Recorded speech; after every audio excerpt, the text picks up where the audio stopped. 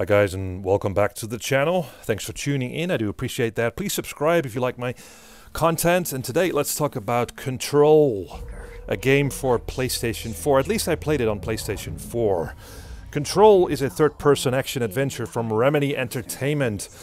And every Remedy game has that one specific gameplay mechanic that really stands out. Think of Max Payne and the slow-mo gunplay that game offered, or Alan Wake, that uses that flashlight to fight the darkness with light.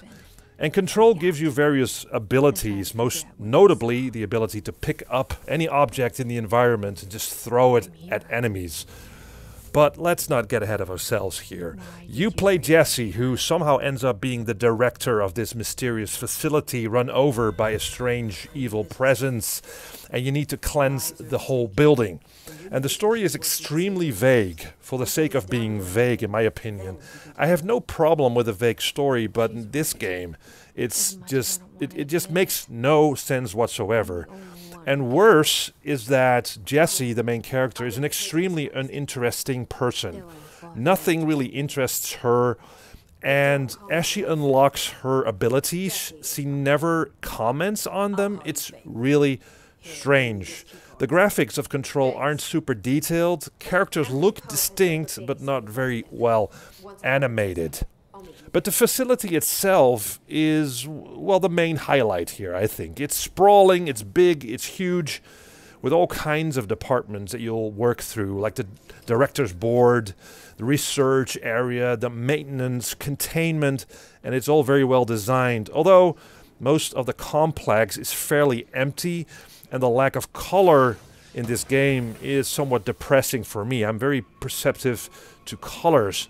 Nothing like the Black Mesa facility of Half-Life or Prey's huge space station, all these different colors and everything going on, that Control seems to draw inspiration from. So it is a well-designed complex, but it's also a very boring complex.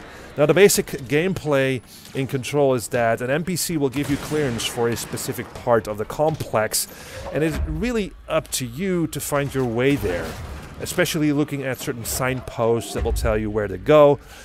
And it's sort of old-school exploration, although some gamers might find it confusing and frustrating to find their way through the game, but I was okay with that.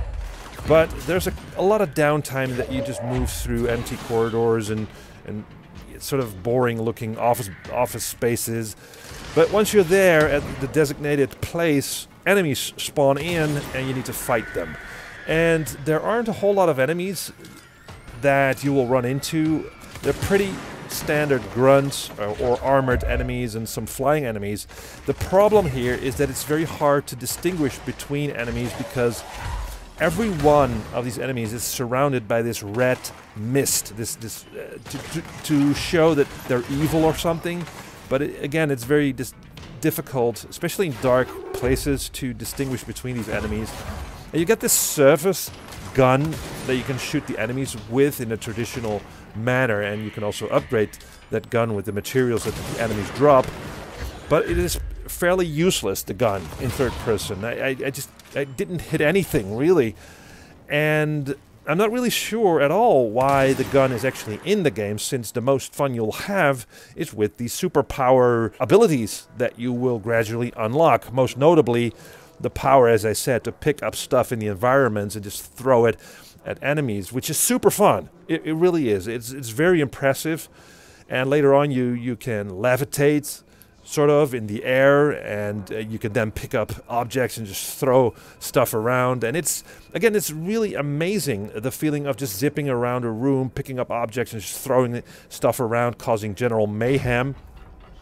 It's nothing that you haven't seen before in other games, like in the Star Wars games, you know, The Force Unleashed, and there are other games. I did a review of an indie game, not really sure what the name of it was, but throwing around enemies, picking enemies up and throwing them around it's been done before, but it's very well done in this game. I mean, the physics engine that allows for all this mayhem is just out of this world. I mean, it's, again, super impressive, although I did experienced some slowdown on my PlayStation 4 when things got really hectic and there were explosions going on and there's all the debris and everything. So I'm not really sure whether the game is very well optimized, at least for PlayStation 4.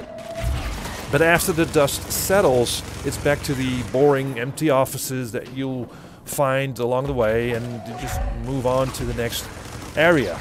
And there's also this repetitive hotel area that keeps coming up, and you have to go through it to sort of solve a puzzle there.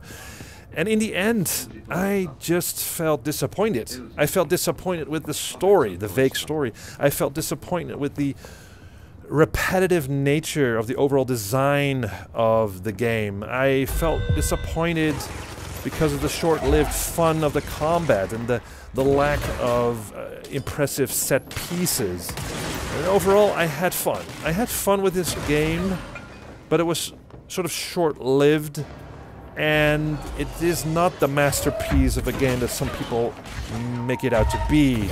I think that Remedy Entertainment can do better.